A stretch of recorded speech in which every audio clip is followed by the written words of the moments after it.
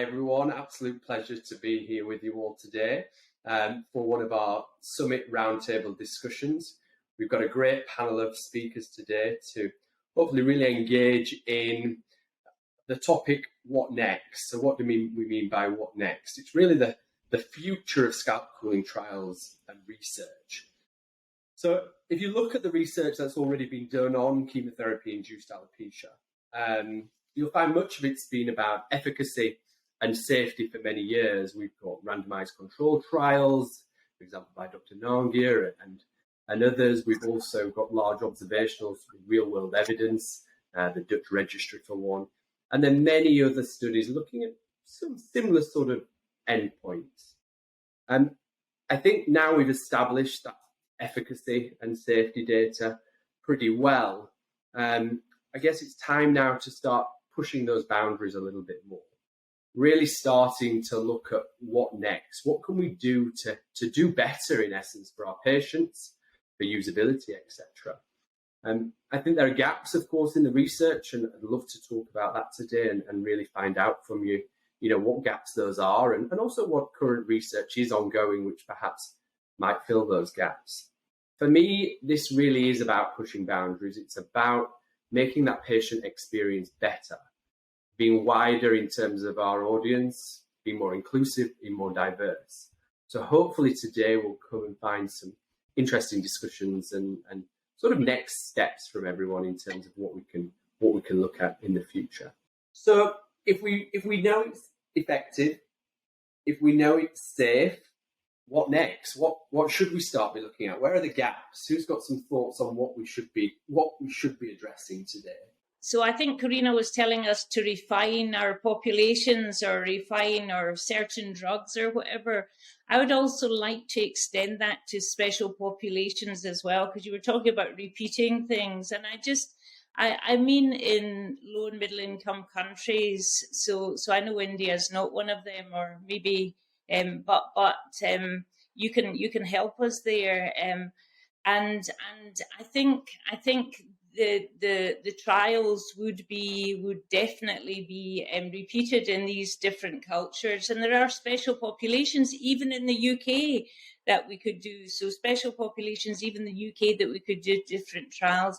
But what I want really is these wonderful scientists that are around this panel today to integrate with the clinical stuff. So that's what we want. We want different methodologies of trials or whatever.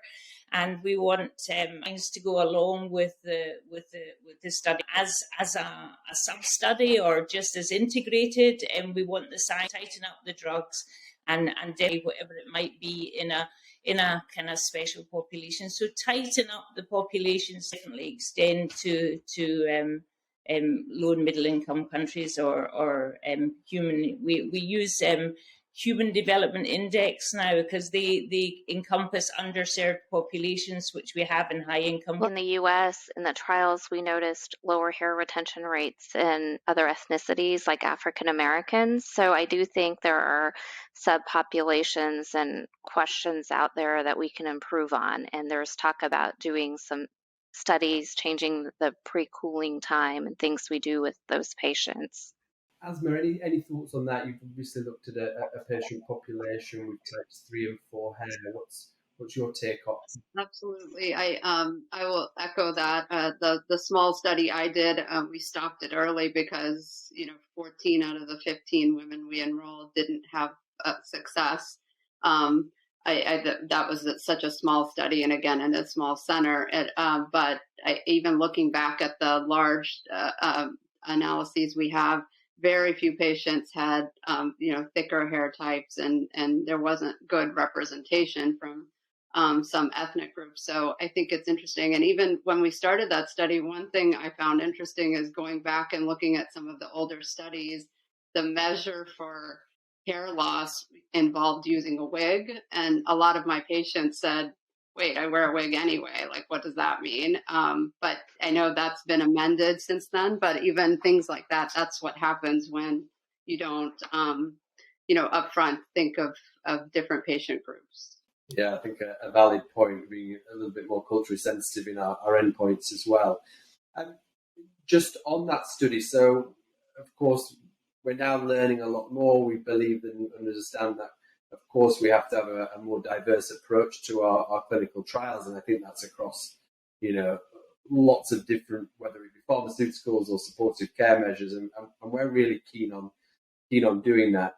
Some of you hopefully have had a chance to look at the trial that we're about to start with the Montefiore, where we're looking again at different ethnicities, different hair types, specifically types 3 and 4, and really trying to understand a little bit more about those protocols. So I think you've alluded to it earlier about, whether it's longer cooling perhaps, whether it's better contact with the scalp, whether it's different hair care measures. So any thoughts on that piece of work?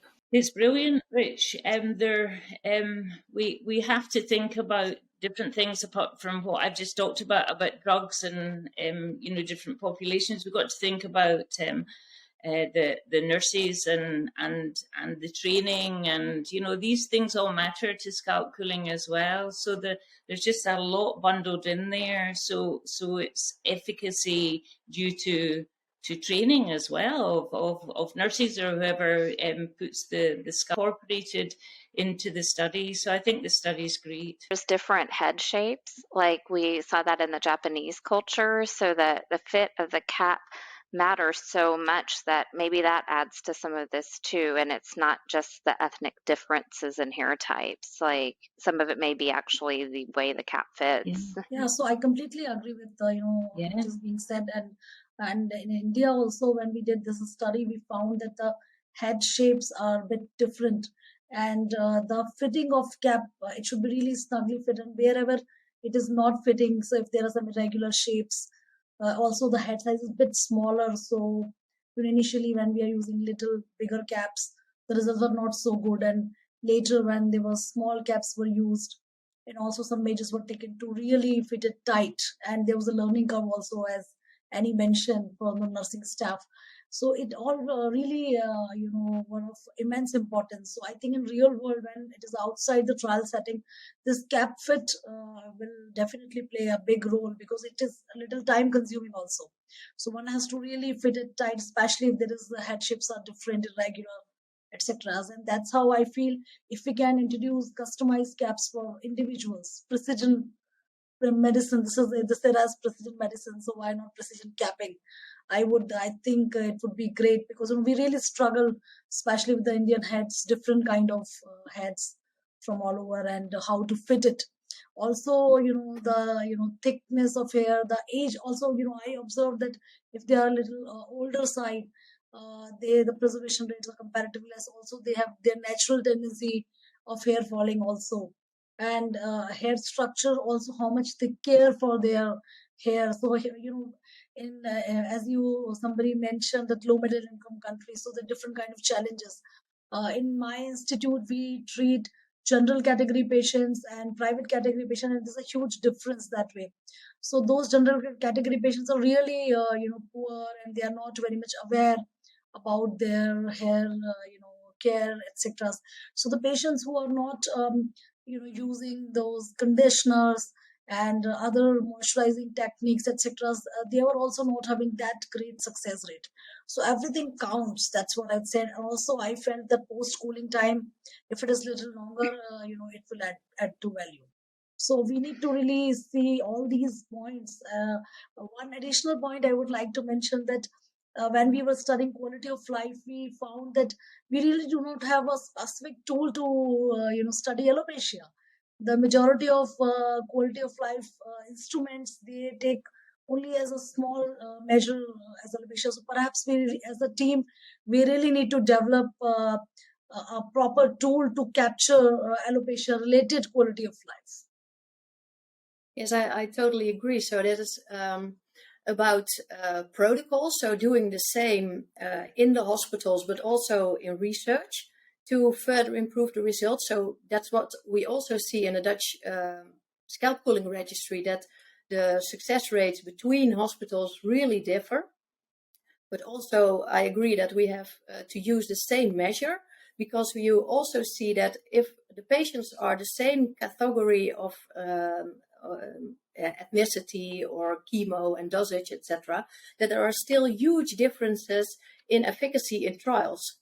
So, and it can be maybe a few percent, but it can be 20, 30% difference. So then you have to take a look at what are you doing differently, but that is also about the outcome. If you take, for example, a VAS score, or you take the WHO score, and how can you compare those outcomes? So that's something that we as researchers have to agree upon with an international group together to say, okay, this is how we evaluate it in the future.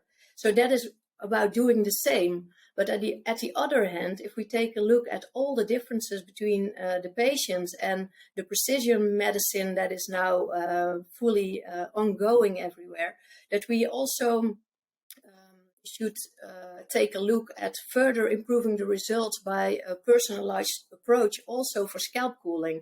So for example, take a look at what does the temperature does in this patient, and if the patient isn't reaching a temperature that is low enough that we think that would be effective, that we maybe lower the machine somehow, so we can the patient has more chance for a good result. If for one patient the results are not good, and for the other patient the results are good, but they for the naked eye they are the same types of patients, so that we also collect data to see, okay, what differences do we see in those patients, and maybe it is already obvious that for the first patient that it is a negative result after the first course, and the other one retains the hair in the first courses, but then also has some hair thinning or not. And that is what we can study in detail if we follow the patients over time. And that is how we learn all together how to get the best scalp cooling results. Also, if I can add, here that perhaps we can also as you very rightly said, that individualized care. So if we are feeling that in first cycle a patient is not getting that good response, and there are some amount of hairs which are already falling, perhaps we can escalate the protocol and we can increase the cooling time, post cooling time, etc. While if we are feeling that this patient is having pretty good preservation, perhaps we can be static or maybe even de-escalate at after few cycles. So we have to be really very individualistic, because these factors matters. And also for groups, indeed, that if we take a look at patients of color, but also that we take a look at post-infusion cooling times, for example, per type of chemotherapy and dosage, because that is what we see also in our studies, that it really differs. So you can't have one size fits all if you have different types of treatment in it. So it is a little bit personalized, a little bit group-wise, and a little bit doing all the same in protocols. Well, I also think there's some misconceptions out there. Like, I just had a patient who was getting another opinion at another center, and she said, the doctor told me scalp cooling won't work because I'm going to get an anthracycline. And there's just, I think a lot of things are not well known. And, there's a lot of studies that have really shown that, at least in the breast cancer world, where this has been the most looked at, that the order of chemo matters.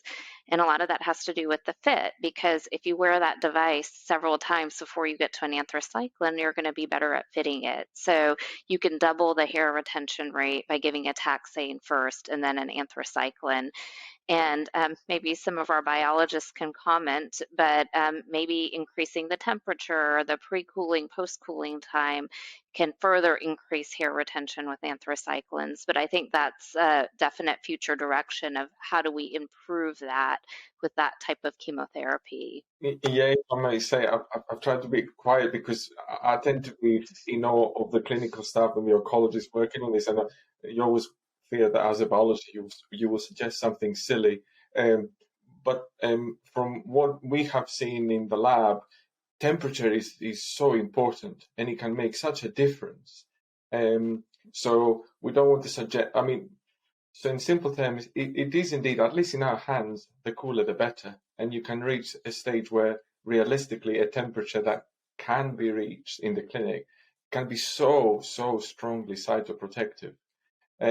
So listening to you I mean, it's great because, as you're saying, fitting the cap is important. And all I can say from our end is it is, because if the temperature can be optimal, it is incredibly effective. And we have done this not just with cells, individual cells in the lab, but we are hoping the next few months we'll be publishing the actual work that we've done with the whole cell hair follicles.